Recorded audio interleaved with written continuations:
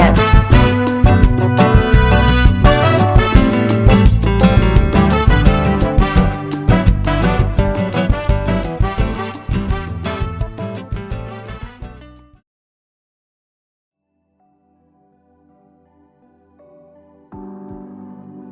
Oi, pessoal, tudo bem? Aqui quem fala é Mauro. Nós estamos de volta com o podcast As Pracinhas e eu sou arquiteto, sou ilustrador e a gente está aqui nesse segundo episódio trazendo uma pessoa muito especial, um amigo, um colega, um irmão, né? E ele vem trazendo nesse podcast uma história bacana sobre a Praça do Trem, né? Esse amigo, né? Esse arquiteto também, que é uma pessoa muito especial e muito capaz, né? Dentro da atuação dele, se chama Henrique Costa Fonseca.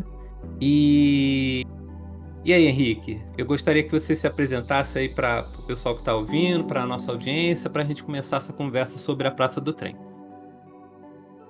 Olá, pessoal, tudo bem? Então, meu nome é Henrique Fonseca, eu sou arquiteto, especialista em sociologia urbana e sou servidor público da cidade do Rio de Janeiro há 18 anos, trabalhando com a proteção do patrimônio cultural da cidade. Tudo bem, Mauro? Tudo bem? É um prazer estar aqui pela primeira vez no seu podcast, né? Gosto muito do seu trabalho também, admiro muito o seu trabalho aí em Belo Horizonte e achei muito legal o seu convite para participar, porque é uma praça que, a Praça do Trem, no Engenho de Dentro, no Rio de Janeiro, é uma praça que tem um carinho muito grande, né? Eu participei muito da origem dela e vou adorar contar essa história aqui para você e para o seu público também. Acho que vale a pena, Henrique, a gente falar um pouco sobre... o pessoal conhece o Rio de Janeiro, né, a cidade, né, mas acho que vale a pena falar um pouco sobre Engenho de Dentro, né?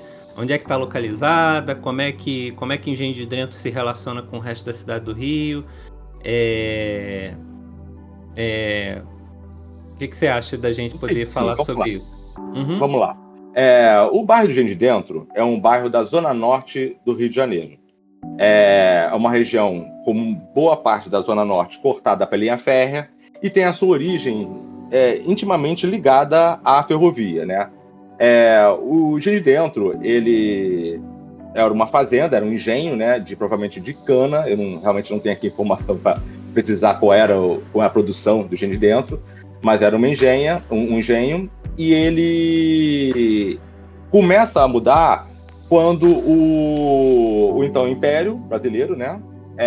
A União, né? Não é a União, na verdade, é o Império mesmo. Eles adquirem boa parte do bairro, né? Uma boa parte do bairro, boa parte do engenho, né?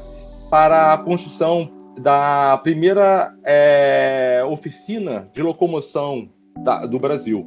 O que acontece? Os trens, eles chegam no Brasil, a Estrada de Ferro Dom Pedro II, né? É inaugurada em 1858. Né? E para permitir, né? Para manter o sistema ferroviário, para permitir a sua expansão, em 1871, eles inauguram ali, no Engenho de Dentro, um complexo ferroviário, né, chamado Oficina de Locomoção de Engenho de Dentro. Essa oficina de locomoção, ela tinha um papel de fazer montagem de locomotivas e vagões, e também fazer a manutenção dessas locomotivas e vagões, na época, locomotivas somente a vapor, né? Essas oficinas, inauguradas em 71, do século XIX, 1871, elas, 10 anos depois, em 81, já são consideradas as oficinas ferroviárias mais importantes da América Latina. Você tem noção do tamanho e da importância desse complexo de manutenção e montagem de locomotivas, né? Mas o que acontece? A passar do tempo, né, em 1937, surgem, né, nesse meio caminho as locomotivas a diesel também, né? Mas também em 1937, mais importante que o diesel, o sistema ferroviário passa a ser totalmente elétrico, né? Ou majoritariamente elétrico, né? Aos poucos vão reduzindo, né? O uso de locomotivas. Quando mesmo? 1937. Mais ou menos no início do século, mais ou menos no primeiro. Quase no meio da primeira metade do século XX, né? Uhum, o sistema ferroviário ele passa a ser elétrico, né? E ele vai aumentando, né? Quanto está passando tempo, vão substituindo as antigas locomotivas a vapor e a diesel por locomotivas elétricas, né?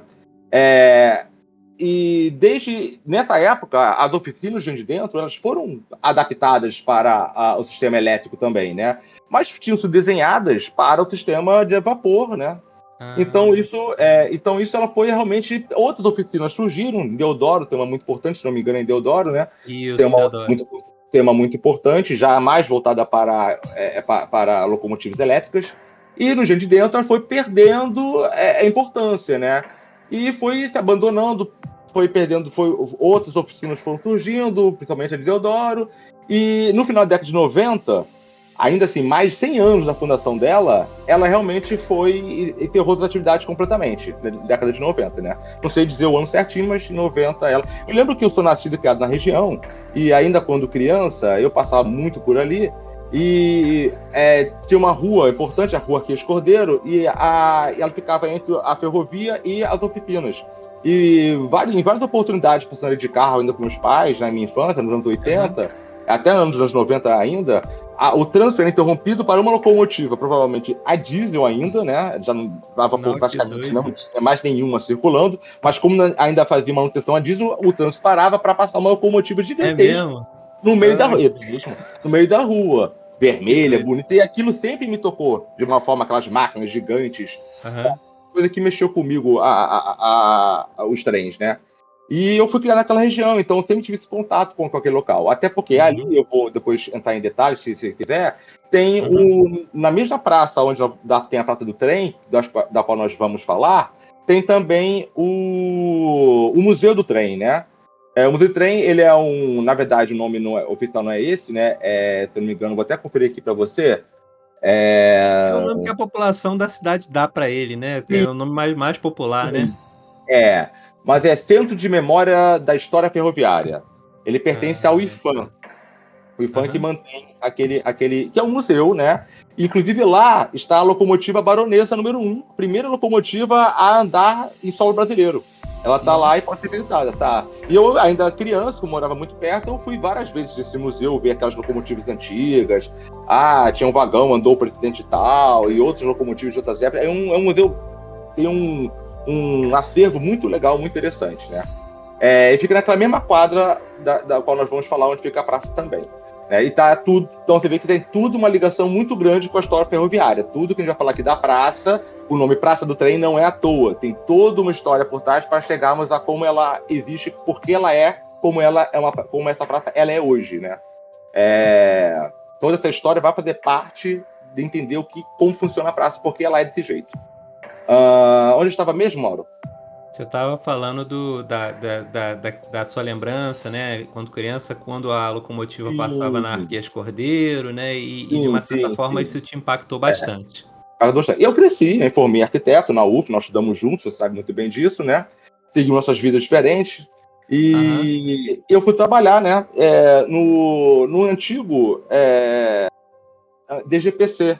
Eu fui concursado, ingressei como servidor público na Prefeitura da cidade do Rio de Janeiro, em 2006, e fui trabalhar num órgão que então se chamava Departamento Geral de Patrimônio Cultural, DGPC. Ele foi mudando de nome, teve outros nomes. Hoje ele se chama Instituto Rio Patrimônio da Humanidade, IRPH, é onde eu trabalho. E eu fiz de 2006 até hoje, são 18 anos, né? Eu trabalhei com proteção do patrimônio cultural, né? Quando eu ingressei na prefeitura em 2006, os galpões das oficinas já haviam sido... Todo o complexo já era tombado. Ele foi tombado pela primeira vez em 1996, 10 anos antes de eu ingressar nesse órgão, né? Ele já era tombado há 10 anos quando eu ingressei. Esse complexo das oficinas de locomoção do Gente de Dentro já eram tombadas, né? Só que, muitos devem saber, né? Em 2004, 2003, se não me engano, a Prefeitura do Rio de Janeiro, né, a cidade do Rio de Janeiro, na verdade, ganhou a oportunidade de sediar o Pan-Americano, né? Sim, eu lembro. Aliás, 2004, o Pan-Americano de 2004, não foi? Se não me engano, o ano é esse. Então, isso foi um pouco antes, né? E começaram, né, na verdade, a pensar nessas obras terem feitas, e nesse caminho escolheu-se esta quadra onde ficava a oficina de locomoção do Engenho de Dentro como uma quadra onde sediaria o novo estádio olímpico, né, para o Pan-Americano do Rio de Janeiro. Ô Henrique, deixa eu só te cortar rapidinho. Sim. Acho que é interessante, né? Porque, tipo assim, as faculdades, né, universidades, as disciplinas elas tendem a repetir os projetos em determinados pontos, né? Como ponto de projeto para os alunos. E a gente, eu, você e o Milhouse, né? O pessoal lá da UF, a gente acabou tendo uma disciplina em que a gente refletiu justamente sobre esse terreno. Antes de você vir a ser concursado, antes de você de trabalhar no patrimônio, a gente acabou meio que fazendo um projeto para esse terreno aí, né? Então é interessante.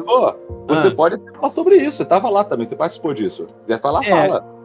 Não, eu só tô destacando aqui porque acaba que, tipo assim, a minha relação com esse terreno, ela não é tão próxima quanto a sua, porque eu não morava nessas proximidades, então minha relação era muito, tipo assim, vai e vem, né, porque eu pegava o trem de Bangu até o centro, e eu via aquele terreno, aquelas edificações antigas, mas o que me marcava muito em Engenho de Dentro nem era muito isso, né? Porque eu via muito pouco. Eu passava por ali, via e ia embora. Mas era muito a questão da estação, né? Porque se a gente pegar as estações da linha férrea de trens do Rio, né? Tem duas estações muito icônicas, que é a Estação Central do Brasil, que é aquela coisa imensa, né? E tem a estação do Engenho de Dentro, né? Que eu consideraria também a de Marechal Hermes, mas... Marechal também é bacana. Mas são estações muito icônicas, né? Sim, e isso marcava mais Engenho de Dentro, né? Aquele galpão imenso, com aquela cobertura treliçada. Mas esse relato que você traz, né? É um relato mais próximo de quem realmente morou ali num bairro próximo e sempre estava muito, muito presente ali na região, né? Mas eu acho que é importante destacar essa coisa, né? Porque a gente acabou meio que, antes de atuar profissionalmente, né? No caso você, atuar profissionalmente com foco nesse terreno, nessa área, né? A gente acabou meio que fazendo essa reflexão dentro lá da UF, né? Com os professores e foi bem legal. Eu lembro que fazíamos a disciplina de Projeto Urbano 2, se não me engano, né? Com o professor Madeira. Era o Madeira? Eu acho que era o Madeira, isso. Era o Madeira, isso. Né? Bom professor, aliás. E nós trabalhávamos com o bairro de Dentro, pensávamos soluções para aquele terreno, porque em 2000 e... não lembro o ano exato, mas 2000 alguma coisinha, 1, 2, 3, não lembro. Nós estávamos estudando na UF e nós tínhamos que pegarmos o bairro de Dentro para trabalhar, né, um projeto urbano para o bairro. E no meio do nosso processo, aquela quadra, as oficinas já estavam abandonadas naquela época, já era um vazio urbano aquele. Como eu falei, nós tínhamos sido desativados nos anos 90, né? Então, nos anos 2000 já era um terreno praticamente, não era baldio, mas tinha boa parte da criativa arquitetônica já estava em ruínas, né? Mato para tudo que é lado, e era um vazio urbano do qual nós tínhamos que achar soluções, né? E no meio do nosso processo, né, de projetual, de exercício de curso de graduação, surgiu a notícia do Estádio Olímpico. E eu lembro que nós trabalhamos, mudamos nosso trabalho integrando essa proposta do estádio já no local, né? Sim. Foi mais ou menos isso que aconteceu. E a vida, né, como ela é, né, me coloca no patrimônio cultural da cidade do Rio de Janeiro, e em 2000, quando eu entro já tinha a história do Pan-Americano, eu acho que, se não me engano, eu queria muito lembrar a data que o Pan-Americano foi em 2004 ou 2006, Mauro, eu não lembro. Acho que foi 2004 o Pan-Americano, né? Isso, foi antes, né? Eu acho que até de você assumir o cargo na prefeitura, né? Sim, acho que foi antes. Foi 2004, eu acho, o Pan-Americano. Porque o Pan-Americano efetivamente foi em 2007, né? Mas teve toda a preparação pros jogos, né? Então o estádio tem que ser construído anteriormente, né? O que acontece é que aquele tombamento que eu falei inicial de 96, ele mudou justamente nesse ano, 2004. Porque para construir o estádio, aqueles prédios não poderiam mais ser tombados, né? Então tem um decreto onde discrimina quais prédios estão tombados, quais não são, né? E muitos destes prédios eram galpões em estrutura metálica, né? Então, o decreto diz quais podem ser desmontados com a possibilidade de remontagem em outro lugar da cidade, né? Então, com esse decreto, que obviamente surgiu de uma demanda, né? Inclusive, é importante destacar que o destombamento não é uma ferramenta inusitada, isso acontece, está previsto em lei. Quando o chefe do executivo municipal, no caso o prefeito, acredita que um projeto é mais importante que é mais importante para a cidade, para a sociedade, do que a proteção de um patrimônio cultural, ele pode determinar o destombamento. Nesse caso, para a realização do Pan-Americano, foi alterado o tombamento, não foi nem destombado, foi alterado o tombamento dos prédios, sua classificação, porque o primeiro tombamento não dizia quais, se eram todos, então entendeu-se que tinha que haver um estudo. Esse estudo abriu espaço para o estádio e protegeu os prédios mais lindeiros, que obviamente eram muito importantes, porque, né, a ocupação do entorno da quadra foi se dando ao longo do tempo. Então os prédios mais antigos estão mais próximos do acesso principal, né, e os prédios mais novos estavam mais para o interior da quadra. Então realmente não houve uma perda assim, significativa, e a gente vai entender um pouco mais disso à frente, né? Quer comentar alguma coisa ou posso prosseguir? Eu tenho mais história pra... Não, acho que esse... pode continuar. Eu achei interessante essa coisa que você abordou desse refinamento da proteção, né? Porque às vezes, né, o gestor público, ele faz um tombamento mais genérico, porque é muito no intuito de uma certa forma, tentar marcar aquela proteção, né? Mas às vezes esse tombamento é muito, muito rápido, né? Sem os estudos adequados para poder fazer a proteção adequada, né? Foi o caso. É que nós, servidores públicos, eu como você, a gente entende que a sociedade tem que cobrar, pressionar, mas nós, como servidores, temos que cumprir a lei, cumprir as determinações, cumprir aquelas regras, né? Nós temos que andar. Então é isso, né? Quando a gente olha, houve sempre críticas a essas mudanças na proteção, mas o servidor cumpre essas determinações de acordo com a lei, muito obedece à lei, né? Por mais, nesse caso aqui, incrivelmente, pela minha experiência hoje, 18 anos, eu acho que foi uma visão acertada, porque tudo isso culminou no que a praça é hoje, no que aquele espaço é hoje. Porque sem o Pan-Americano, sem a perda de algumas edificações e sem tudo que aconteceu lá, hoje, provavelmente, aquele terreno continuaria um terreno abandonado, baldio, e todas aquelas edificações teriam ruído completamente já. Nós já vimos acontecer muitas vezes. Então, o patrimônio hoje trabalha com algumas trocas, sabe? Olha, não vamos perder isso, mas vamos ganhar isso. E através disso a gente consegue se proteger mais do que trabalhar de uma forma, às vezes, mais conservadora, e você falar, não pode. Não pode, então nada acontece. Quando nada acontece, as pessoas abandonam, esquecem. E aí às vezes pode surgir... e vai embora o prédio, entendeu? E às vezes pode surgir um movimento que seja mais, vamos dizer assim, não conservador, mas um movimento mais agressivo, né, sobre aquele bem cultural, né? Porque ele pode, tipo assim, às vezes esse destombamento, às vezes essa mudança na proteção, ela possa acontecer de uma maneira mais agressiva, né? E aí, quer dizer, você perde mais coisa do que você poderia ter resguardado, né? É o que eu chamo de lutas que se escolhem para brigas que se escolhem, né? Não dá para lutar todas as frentes. Mas em alguns casos eu tenho várias histórias de realmente lutar, defender algumas coisas e prédios que eu acreditei muito e estavam correndo certos riscos, entendeu? Nesse caso aqui, eu fui crítico na época, hoje eu entendo muito mais as decisões, muito mais, e vejo com bons olhos as alterações que houveram, sabe? Hoje, né? O Henrique do passado eu provavelmente condenaria. Hoje eu tenho uma cabeça um pouco diferente sobre a dinâmica urbana da cidade, né? Eu vou te fazer uma pergunta, sim. Mas não tem muito a ver tem a ver com a praça, mas não tem muito a ver, tipo assim, uma das coisas que eu até gostaria de perguntar para você, que a gente conversou acho que pouco, que tipo assim, teve a implantação do estádio e ele teve um impacto pro bairro, né? Tipo assim, eu acho que até a praça que veio depois, né? Porque tipo assim, teve a implantação do estádio sem a praça e depois a praça veio. E aí, o impacto do estádio para aquela localidade, para o bairro, para quem morava ali do lado, você tem como falar um pouco sobre isso? Porque eu acho que você viveu isso mais de perto, né? Eu não posso falar não fiz nenhum estudo quantitativo ou nenhum, mas vou falar de coração, de experiência. Eu vejo muito positiva. Claro, em dia de jogos é sempre uma situação especial.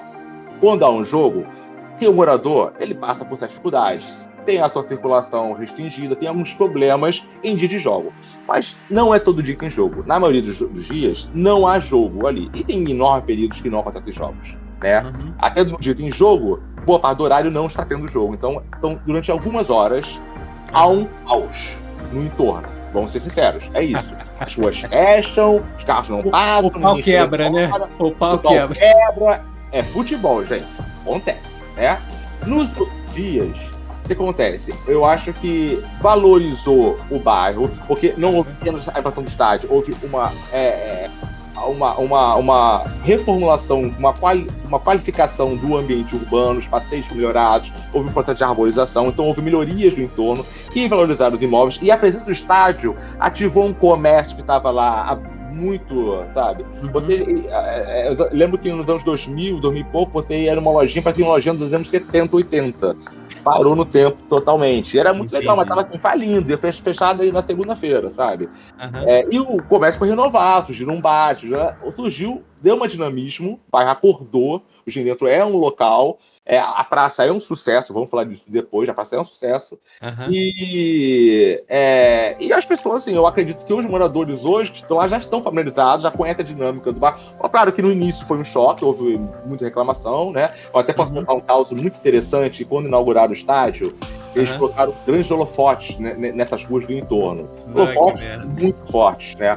Iluminava muito. E os moradores do subúrbio do Rio de Janeiro, eles gostam muito de soltar pipa. Só não soltam de noite porque não tem luz. Então havia luz. E de noite passavam 10, 11, meia-noite, centenas de... É mesmo? O pessoal soltando pipa? Soltando pipa. Ali, os incríveis holofotes do estádio. Tanto que resolveram desligar, porque as pipas caíam nas casas, os moleques pulavam os muros, e dava briga, dava confusão, porque ninguém dormia, porque era uma confusão. Foi divertidíssimo, mas acabou. Essa história já morreu, porque hoje a iluminação é bem menor, não dá pra soltar pipa mais de noite lá. Eles conseguiram ajustar a iluminação para um termo aqui mais ajustável pro pessoal do entorno, né? Agora, passado o choque de você ter um terreno baldio gigante e virar um estádio olímpico no seu vizinho, passado esse choque, eu acho que a população se adaptou bem. E hoje eu acho que o bairro lida muito bem com a presença daquele grande elefante lá no meio dele, mas lida muito bem com ele e com o entorno. Acho que hoje muita gente que tinha uma casinha abriu um negócio, transformou a casa num barzinho, num restaurante. Eu acho que eu vejo com bons olhos, sabe? Entendeu? Entendi. As feridas, né? Que uma reforma dessa urbana nunca é perfeita, né? Quem sabe muito bem disso, né? Sobras de lotes que não foram requalificados quando passam um viaduto, enfim. Aqueles problemas que a linha amarela causou na cidade também, né? Que é uma ferida também, né? Então, acho que até mais vamos dizer assim, é um conflito, é uma intervenção, né? Uma estrutura urbana que causa muito mais conflito. Na época que a gente fez o estudo, a gente já avaliou isso, né? Que é um negócio que meio que gente. É surreal. A linha amarela é muito mais impactante, né? Muito mais. Então, esse negócio, né? A linha amarela, inclusive, passa ali perto. Foi um dos motivos desse grande terreno ser escolhido para ser o estádio. É a possibilidade de uma ferrovia, de uma estação ferroviária que já tem a estação ferroviária do Engenho de Dentro. E só tem esse porte porque é a estação que fica em frente às oficinas, né? Por isso que ela tem esse porte, por isso que ela é tão importante, impactante, a estação do Engenho de Dentro, né? Então tinha uma estação com grande porte e tinha uma da linha amarela agora muito perto, né? Tem uma coisa até interessante nas coisas que acontecem no Rio, é que, por exemplo, a gente tem o Maracanã e tem o Newton Santos, né? Sim. Eles são estádios que realmente são impactantes, mas dentro da estrutura urbana, né, eles são muito bem localizados, né? Porque eles têm essa coisa de poder contar com grandes estruturas de mobilidade. Por exemplo, quando eu reflito...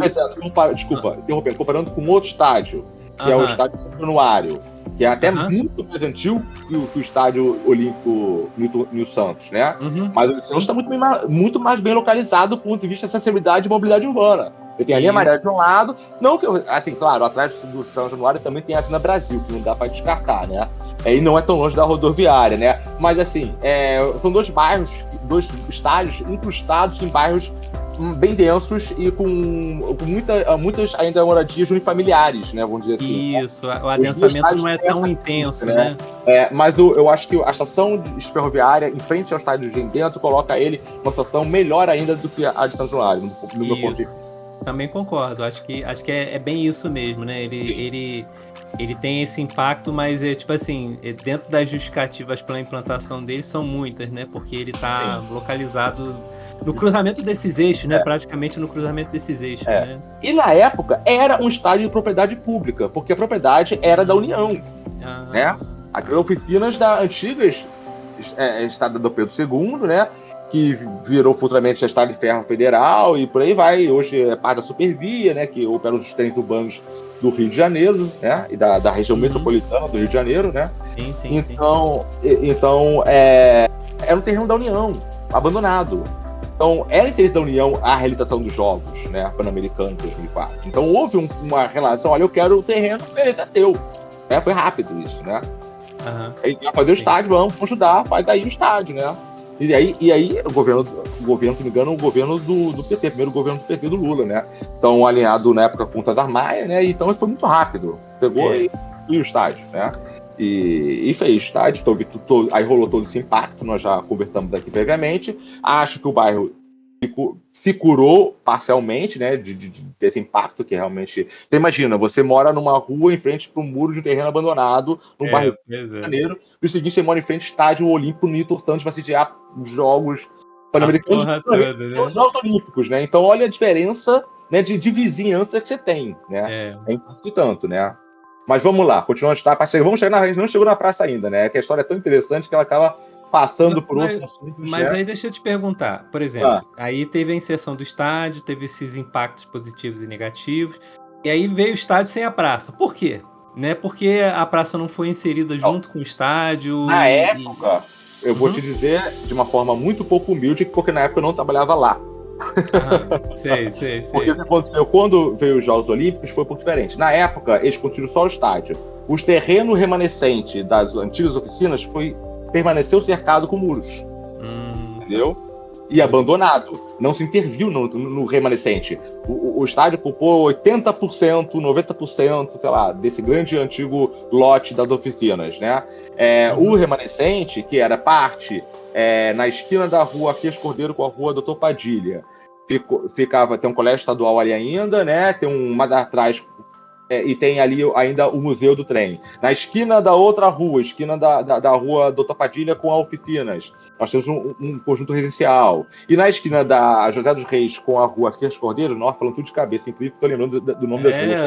Eu tô gostando de Rua José dos Reis com a rua da Arquias Cordeiro, nós temos os remanescentes da oficina. O Museu do Trem, do IFAM, está sob teto de antigos remanescentes da oficina também. Ainda continuam lá. A praça fica na outra extremidade da quadra, que tinha outros remanescentes da oficina, entendeu? Era assim, infelizmente não dá para no podcast colocar a imagem, mas se alguém quiser olhar depois no Google Earth, não é difícil entender o que nós estamos falando. Eu vou deixar um link do Google Earth com a marcação dessas coisas, né? Acho que é bom para quem quiser depois, tipo assim, ver esses locais, né? Depois fica mais fácil. Lembrando que no podcast, dois arquitetos conversando sem usar papel, o que é muito difícil. Minha mão fica tremendo, Henrique. Fica, né? Às vezes eu vou conversar com um colega de trabalho e às vezes eu antes de eu começar a falar, eu peço, me dá um papel aí, por favor, me dá um papel. Não consigo também. Eu tô aqui rabiscando alguma coisa, não dá. Tô desenhando a quadra aqui enquanto eu falo, é incrível. E nessa extremidade da rua Arquias Cordeiro com a José dos Reis fica os remanescentes que vão dar origem à praça depois. A praça hoje fica nessa esquina da rua Arquias Cordeiro com a rua José dos Reis, né? Na outra extremidade, como eu falei, está o Museu do Trem, que também tem remanescentes das antigas oficinas, né?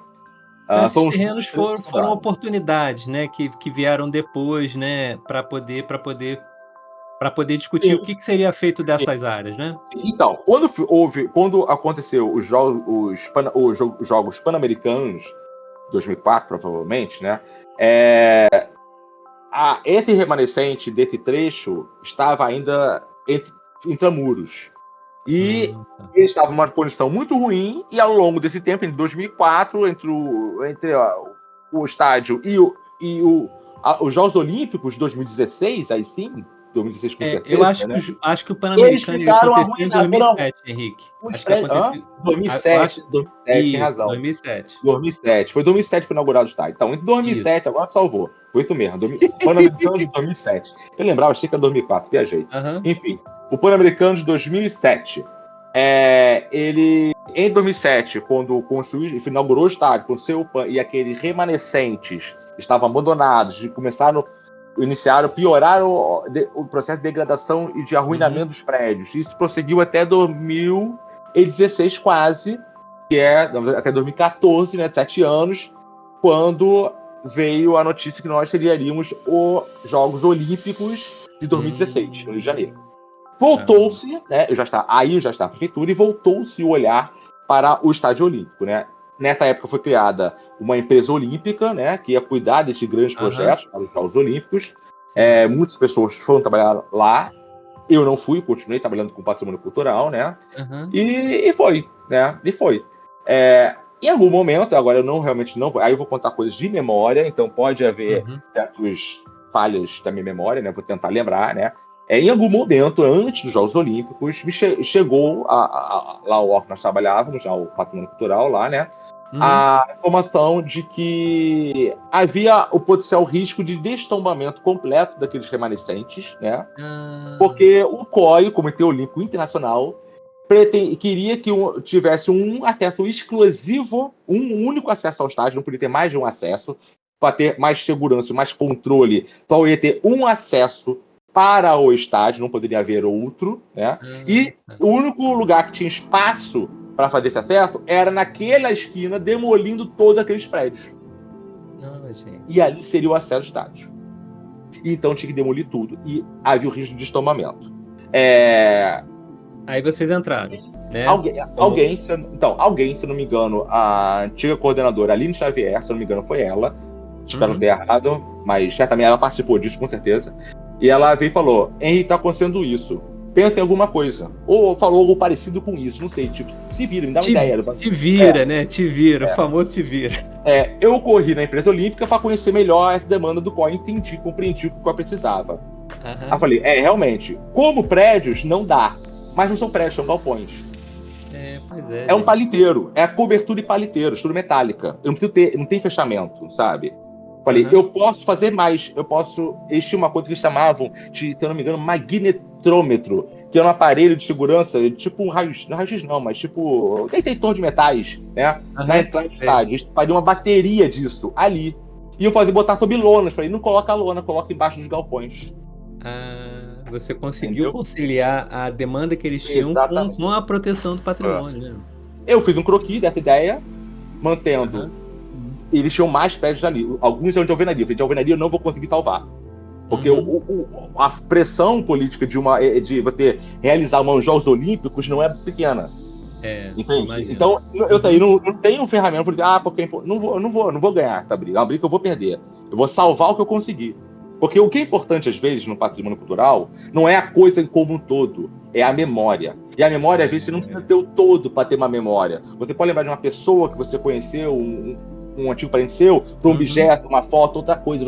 A memória, ela é resguardada, às vezes, nos detalhes, não no todo da coisa. Então, esse preciosismo com todo, às vezes, trabalha muito contra a gente, sabe? Que inclui o patrimônio cultural. Pensar no que é importante para resguardar a memória do que um dia foi aquele espaço. E aí eu pude conseguir eleger 3 prédios. 2 galpões de estrutura metálica que não tinham nenhum problema para circulação, porque eram um paliteiro de pilares metálicos, vãos abertos, e eu poderia colocar ali os aparelhos, os tais magnetrômetros, e eu tinha 2 galpões para fazer isso, e um prédio, que era o prédio sede, que esse eu vou lutar até o final do tempo, porque esse prédio é o prédio sede das oficinas. Nenhum prédio simboliza mais as oficinas do que o prédio sede, entendeu? Então eu falei, esse eu vou sugerir fazer o Museu Olímpico. Vai vender um peixe. Um estilo escuro, vou fazer. Desenhei, projetei. Está meu amigo meu, Matias Baum, arquiteto, hoje trabalha na Suíça ele, né? ele me ajudou com a modelagem 3D, nós fizemos também no SketchUp, uma coisa muito singela, com recurso público dentro da prefeitura, sabe? Computadores não eram muito bons, a gente fez o que deu para vender o peixe. Fizemos umas pranchas, na época eu usava ainda muito CorelDRAW ainda, montamos a ideia, um textinho, uma apresentação, qual o valor cultural do histórico do bairro, daquele lugar, Peguei, olha, tem essa ideia, apresentei para meus chefes, minhas chefes na época. Gostei, vamos levar para o secretário. Na época, eu não lembro se ele era o Washington Fajardo, né? Não lembro se ele era secretário ou o presidente, na época, qual era o nome que dava para o cargo mais alto do órgão de patrimônio cultural, porque isso mudou tanto que eu já me perdi, né? Não lembro. Ele acho que ele era, na época ainda era secretário ainda, ou subsecretário, não lembro. Sim. E ele apresentei para ele, defendi a ideia, ele adorou, falou, vou levar o prefeito. Botou embaixo do braço a impressão, um bookzinho, A3, botou embaixo do braço, pegou o carro e foi ao prefeito. Chegou de seguinte, 2 dias depois, notícia, prefeito aprovou, vamos fazer a praça. E eu chamei Praça do Trem, escrevi lá, Praça do Trem, quando me veio na cabeça. Praça do Trem, vou fazer a praça. Aí chamou a Aline, né, coordenadora, pede para a equipe de projeto, desenvolve. Aí eu saí de cena, né? Aí tem uma equipe lá que desenvolve os projetos urbanos em áreas de proteção do patrimônio cultural. Aí eu saí de cena, falei, ok, conversei com eles, observei o tempo todo, achei que fizeram um bom trabalho dentro das dificuldades, porque, por exemplo, uma crítica que nós fizemos até hoje da praça é a escassez arbórea. Na época, o COI não queria que plantássemos nenhuma árvore. Então, cada uma daquela foi um sucesso. Porque eles achavam que as árvores iriam atrapalhar a fluidez do tráfego. Do tráfego de pessoas. Eu não consigo imaginar uma pessoa não olhando para frente, não desviando de um tronco, mas enfim, não podia ter mais árvores, um calor dos infernos, enfim. Pois é, gente. Cada árvore lá foi uma vitória, porque foi muito difícil conseguir defender aquelas árvores. E não podia ter mais nada, não podia ter banco, não podia ter nada, de ser esplanada embaixo, entende? Entendi. Então, tivemos então essa equipe, né, de projetos, eu vou citar o nome de algumas pessoas que merecem, a Aline Xavier, que era coordenadora, Juliana Jabor e o Washington Menezes Filho, foram 3 arquitetos que eu tenho certeza, outros participaram também, mas outros eu realmente não sei afirmar quem foi, trabalharam no desenvolvimento desse projeto, né, dessa praça, e ela tinha 2 projetos, um que era considerado para os jogos, que era uma esplanada só com a cobertura dos galpões, e o prédio sede convertido em Museu Olímpico, né? Na verdade, se eu não me engano, o prédio sede ia ficar como suporte e ia virar como Museu Olímpico depois das Olimpíadas, uma coisa assim. Acabou então era um plano A e um plano B? Então tinha plano A era durante as Olimpíadas, esplanada, galpão e esplanada. Depois das Olimpíadas, aí tinha projeto para botar rampa de skate, para botar banco, para botar mais árvore, para botar brinquedo para criança, botar um montão de equipamento, quadra, porque tinha espaço pra caramba, gente. Era muito grande. Pois é, bem grande. Tinha muito espaço. Podia ter tudo. E existia na época uma preocupação, eu achei, não era infundada, mas eu achei de baixo risco, que era de virar uma Cracolândia depois. Eu nunca achei um risco, porque tinha o Botafogo que cuidava do estádio, né? Desde o Pan-Americano, quando acabou, o Botafogo alugou o estádio. Desde aquela época, o Botafogo não ia permitir algo assim, e eu achei que as pessoas realmente iriam se apropriar do espaço, né? Eu acreditei na população. A Zona Norte do Rio de Janeiro é uma área muito carente de áreas verdes, de áreas de lazer geral, né? Sim. Então, qualquer cantinho que tu coloca um espaço, a galera vai. É isso. Falta.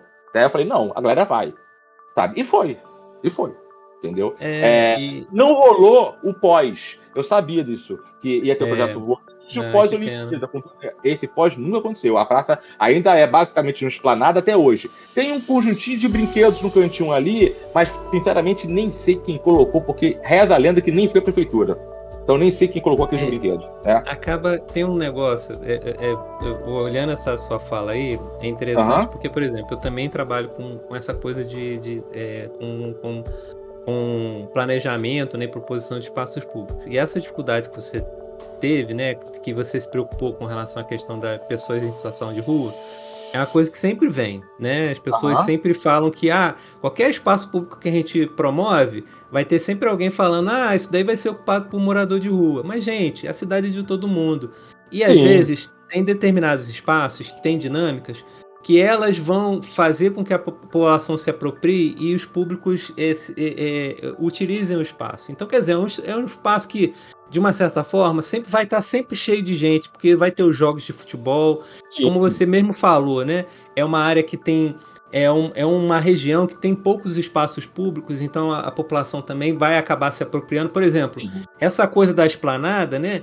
É um lugar onde as crianças podem jogar bola, podem andar de bicicleta, podem, né? Tipo assim, apesar do espaço não ter os equipamentos que seriam interessantes para apropriação, só o fato de você ter um espaço aberto e coberto já é uma coisa muito, muito transformadora, né, para a cidade, né? Muito. E eu acho que essa coisa que você falou das próprias pessoas trazerem os brinquedos e ter uma apropriação, cara, depois que o espaço público é inaugurado e vai para a cidade ela vai dar o seu jeito de ocupar aquele espaço, né?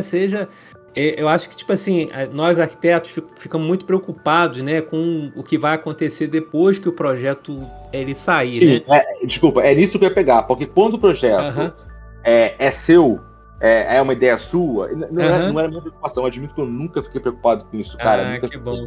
Mas algumas pessoas tinham, porque elas pessoas que talvez tivessem menos familiaridade com o bairro, com o subúrbio, acharam um risco. Eu falei, olha, eu não acredito, eu nunca acreditei.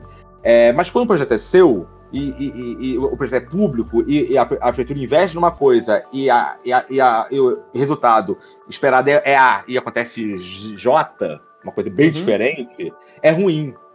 Porque não saiu da secretaria principal que faz projetos urbanos, saiu do patrimônio cultural, o projeto foi feito lá dentro, uma equipe pequena, com pouco recurso, sabe? Então, por que eles vão fazer projeto da praça? Não, porque é um projeto de uma praça contendo bens tombados. Então, vai ser feito pelo patrimônio cultural esse projeto. Então, foi uma luta. Eu agradeço até ao Oscar Fajardo, foi uma pessoa que brigou para trazer esse projeto para dentro e recagar. Não, nós fomos fazer o projeto. Foi feito lá dentro. Então, a DAD na prefeitura olhava-se com uma certa desconfiança esse projeto, sabe? Eu achei felicíssimo. Tendo as limitações, né, tanto orçamentárias como do pós, que nunca aconteceu. A praça, realmente, como ela foi projetada, nunca aconteceu. Ela é hoje outra, e ela é o que ela é hoje pela apropriação que o público deu a ela. Como ele se apropriou daquele espaço. Que é muito interessante, né? Você chegou aí lá depois que foi inaugurado? Você viu o espaço sendo utilizado? Quando o meu filho era menor, ele tá com 11 anos, e tá, assim, enfim, ele já não curte tanto esse negócio de pracinha, né? Ele aprendeu a andar de bicicleta na Praça do Trem, tá? Ah, que legal. Deu a andar de bicicleta lá. Sim. Então eu fui quando ele era menorzinho, 4, 5, 6, 7, 8, na cidade eu fui hoje, tá com fazer 12, já não tá nessa onda de curtir tanto pracinha. Mas na época eu fui bastante com ele, sabe? Eu via as mudanças, vi como as mudanças. Foi interessante ver como algumas pessoas usavam os pilares metálicos do galpão para esticar aquela corda de elástica e fazer e andar na corda. Que doido. Entendeu? Aquele negócio sei. Forte de andar na corda bamba, enfim. Sei. Alguns garotos trouxeram vários pedaços de compensados e improvisaram rampa de skate. Tem uma área lá que já é meio do skate. Eles apropriaram de um certo trecho de um dos galpões. Então é um trecho já ali meio do skate. Já tem umas pichações que eu acho fantásticas. Tem que ter lá mesmo. É subúrbio, pichação não é uma coisa... eu não acho tão absurdo isso, gente. Com área de skate. É skate, gente. Vamos trazer um pouco para o espaço público. Eu acho que o pichação às vezes traz isso também, grafite principalmente, leva a isso. Então, é legal, sabe? A pessoa escreve, desenha no chão, sabe? Se apropriam do chão da praça. Eu acho isso maravilhoso, entendeu? Acho maravilhoso. Melhor do que qualquer projeto. Isso marca um pertencimento, né? Tipo assim, esse espaço é meu, né? Isso. Aí já é meu lado mais de sociólogo falando também, né? Que eu gosto muito desse negócio, né? Já é isso, eu acho fantástico essa apropriação que as pessoas dão, improviso do espaço. Aí tem pessoas que começaram a negociar, já tem gente que infla aquele de pula-pula, sabe? Aí fica sombra, tá um calor do inferno, o pé direito é alto, é telha cerâmica, né? Que são galpões do século XIX, gente. Telha cerâmica, com lambrequim e tal. Lambrequim não, desculpa, não, é lanterninho. sabe? Então ventila, o vento circula embaixo, então o pessoal tá o calor danado ali fora, tem pouca árvore. É fresco embaixo da É cobertura? fresco, tem pouca árvore, onde não tem capão, onde tem capão tem sombra, né? E a sombra se mexe, porque o dia passa e ela tá em sempre uma posição diferente, toda atividade nunca andando junto às sombras dos galpões, sabe? Vão andando, né? Aí bate, tá com o sol, agora não tá mais, por aí vai, entendeu? Entendi. Eu só fico triste quando eu vejo eventos que fecham aquelas áreas e cobram entrada, aí eu não gosto, entendeu? Isso acontece às vezes, tá? Não vou dizer que assim, tô rigoroso, não deve acontecer nunca, mas tinha uma época que aconteceu mais que eu saiba, hoje acontece menos. Aconteceu de isolar os galpões e fazer evento ali dentro pago, entendeu? Já vi gente estacionando o carro ali também nessa época de evento, isso eu não acho legal não. Mas a atividade humana, pedestre, bicicleta, skate, patins, isso acontece muito lá. Futebol, isso tudo acontece bastante. E hoje, uma coisa que eu acho que tem um lado bom e um lado ruim, né? Que ao longo da Rua dos Reis tem uma bateria interminável de food truck. Rapaz, é mesmo? Aí eles ficam lá Dezenas. Quem passa na rua vê mais da praça, porque elas estão atrás de food truck. Entendeu? Entendi. Eu acho que tem food truck demais, mas pelo menos tem. Melhor do que não tem nenhum. Então lá, também acaba chamando as pessoas para lá de alguma forma, né? Também. Em parte com o comércio do bairro, dos imóveis, mas em parte são proprietários do próprio bairro que estão comprando o food truck, talvez. Eu não sei, tô chutando também, sabe? Entendi. Nunca soube de nenhuma rixa entre os proprietários do food truck e o comércio local. Nunca soube. Pode ser que haja. Tô falando aqui sem saber, tá? Pode ser, mas assim, acontece isso. Tem uma bateria interminável de food truck ali. Então rola muita comida, muita bebida. Sabe? E não existe pouca ação assim, de adaptação no grande espaço. É uma coisa muito mais efêmera, muito mais dinâmica e muito mais das pessoas. Chega lá, não tem ninguém culpado, pega o espaço que te achar melhor, entendeu? E por aí vai. Então tem gente que aluga bicicleta. Enfim, eu acho que deu muito certo. O prédio sede, que ia ser Museu Olímpico, nunca foi Museu Olímpico. Ele depois tornou... Ele virou o quê? Fugiu o nome. Aqueles centros de informáticas. Também tem Madureira. Sei. É Nave do Conhecimento. Nave do Conhecimento. Virou uma Nave do Conhecimento. Tá legal. É um uso bom, né? Tipo assim... bom, excelente uso, maravilhoso. Entendeu? Eu já fui lá com meu filho, inclusive, na Nave do Conhecimento do Gene Dentro. É a única que a Nave do Conhecimento, não sei se tem mais esse projeto, ele tinha um projeto modelo para ser plantado em praças. É um projeto mais moderno, né? Uma moderna. Que eu saiba, essa é uma das... Não sei se seja a única, mas talvez seja... Se não for a única, é uma das poucas que estão num prédio histórico. Que não, um conhecimento que não está no edifício moderno projetado para ser um modelo padrão para ser colocado em vários locais da cidade. Ele está no prédio histórico. Entendeu? Está na sede das antigas oficinas de locomoção de Dentro. Eu não sabia que tinha essa Nave do Conhecimento. Tem lá. Ganha uma estrelinha, porque é um equipamento próximo de um espaço público, né? Isso é interessante. E foi isso, os galpões foram restaurados.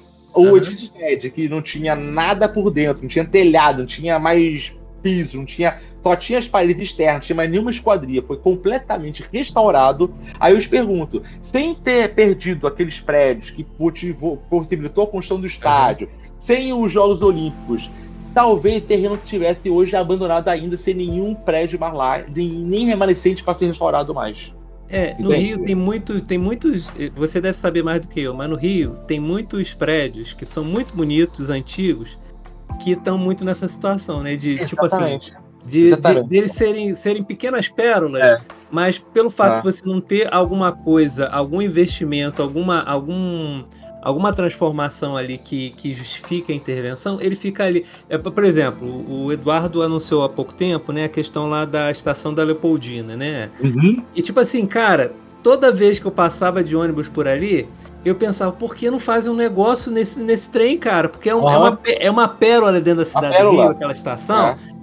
E aí agora vai ser feito alguma coisa, né? Expectativa de acontecer mesmo. Tá rolando lá alguma coisa já. Isso, sabe? Eu acho que tem essa coisa também de, tipo assim, você tornar esses espaços, né, sejam eles os prédios consolidados ou a produção de novos espaços públicos, espaços para apropriação da população, que hajam eventos, que as pessoas venham a ocupar, né? Isso é muito importante. Sim, sim. Então, foi isso, né? Claro que nesses momentos, né, como você falou, tem muitos pés que estão nessa situação ainda.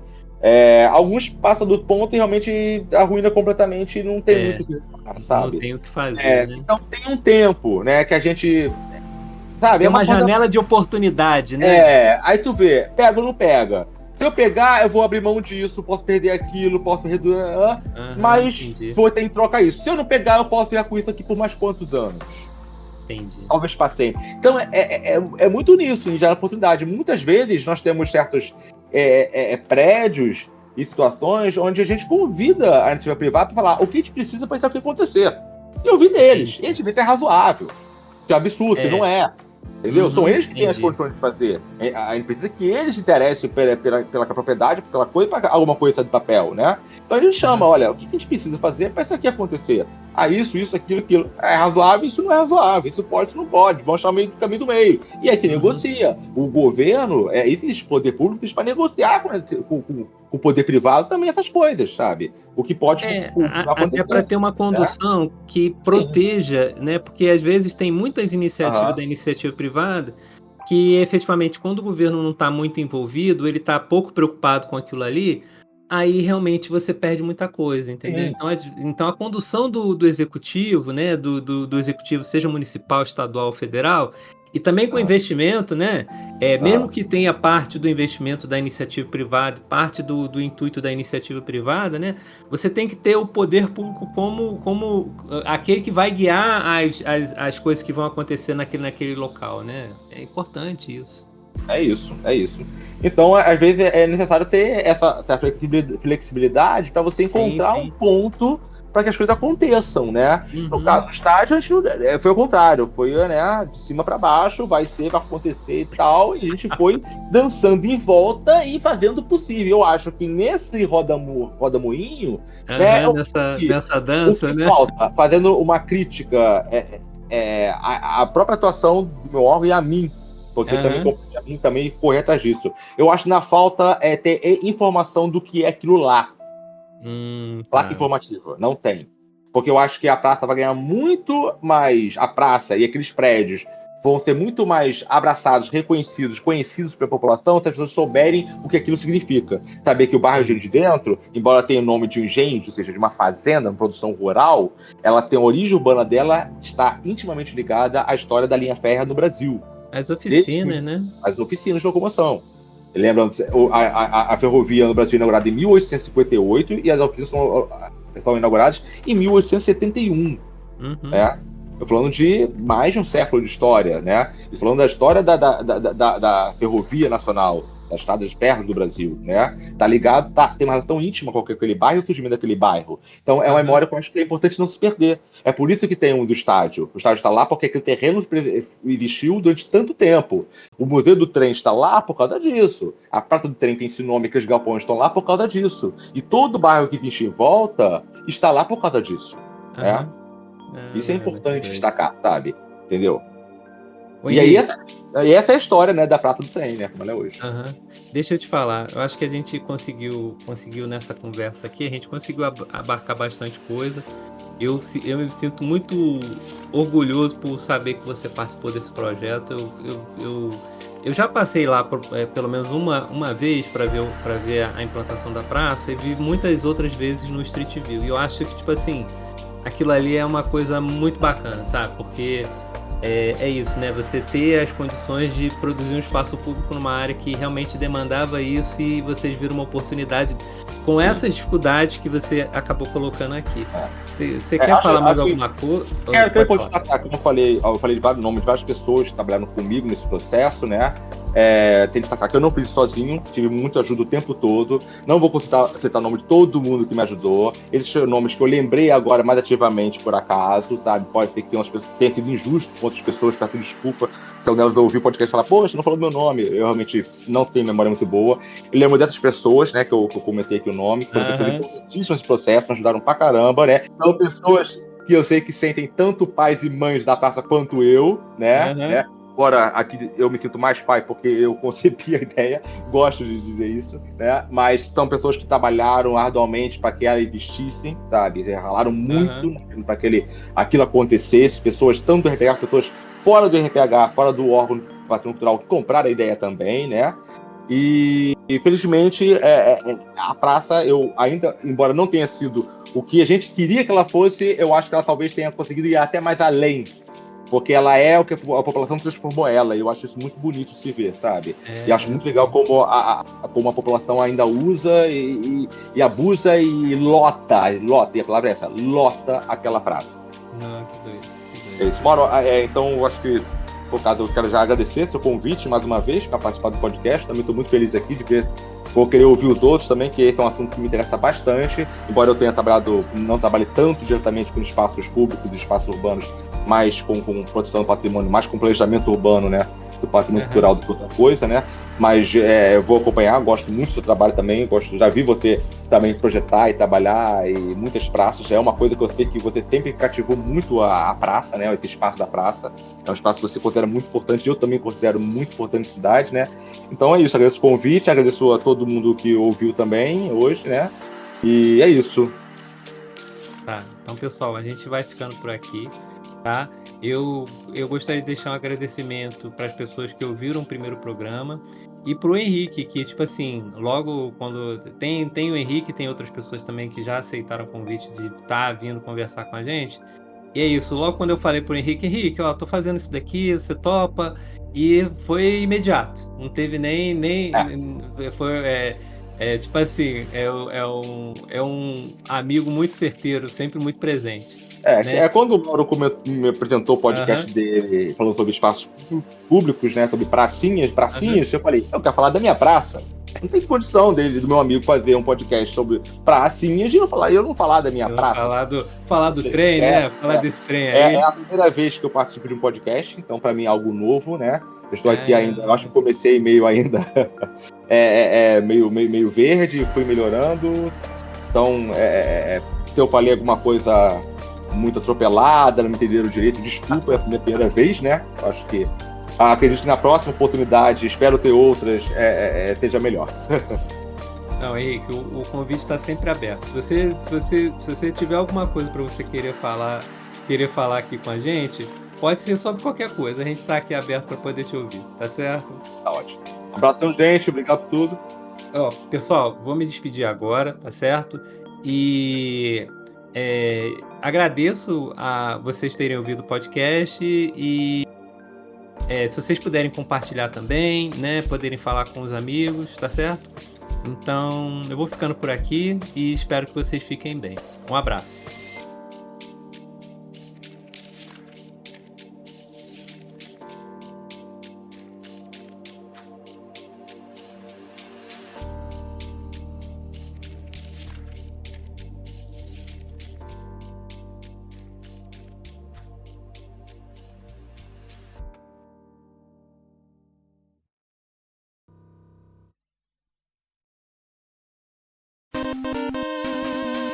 Editado por Mauro César.